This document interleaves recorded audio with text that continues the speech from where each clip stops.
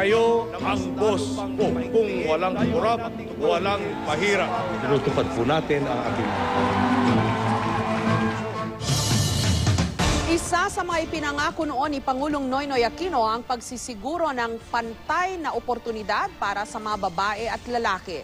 Sa mata ng mundo, tumataas ang antas ng pagtataguyod natin ng gender equality. Gayunman, nananatiling problema sa bansa ang mataas na bilang ng mga inang namamatay dahil sa panganganak. May report si Trisha Zafra. Dugo na pala. Masakit yan pag dugo ang una. Manganak na yan. Manganak na to. Sa isang bansa kung saan pagbubuntis ang isa sa mga pangunahing dahilan ng pagkamatay ng mga babae, pambihira ang mga sandaling ito.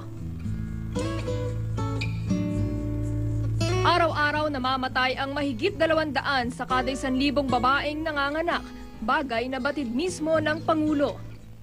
Bawat isa pong nanay na namamatay dahil sa kakulangan ng kaalaman sa prenatal at postnatal care. Talaga naman po kasuklam-suklam na pangyayari at dapat iwasto. Kaya sa bisa ng isang social contract o kasunduan sa sambayanan, ipinangako ng Pangulo na isusulong niya ang karapatan ng kababaihan. Pupuksain ang anumang pang-aabuso laban sa kanila at titiyakin ang pagkakapantay-pantay ng mga kasarian.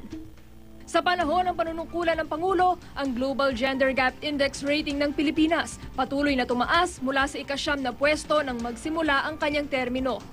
Ang Pilipinas ngayon ang kaisa-isang bansa mula sa Asya na kabilang sa top 10 countries sa buong mundo na nangunguna sa pagtataguyod ng pantay na oportunidad ng mga babae at lalaki.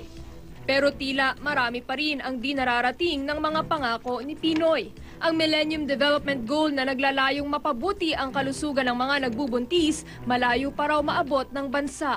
The government is intensifying efforts to accelerate progress in eradicating poverty, in providing universal primary education, and improving maternal health. Dahil sa taas ng gastusin sa mga ospital, sa hilot pa rin umaasa ang 2 sa bawat 5 buntis sa bansa. Minsan nga yung mga nanay, manganganak na wala pang pera. They are trying their best to increase the budget of the Department of Health, makarating mas marami pang taong marating. Sa loob din ng termino ni Pinoy, bawat araw, 3 babae ang nagagahasa, 5 babae sinasaktan, at halos 30 babae binubugbog ng asawa o anak.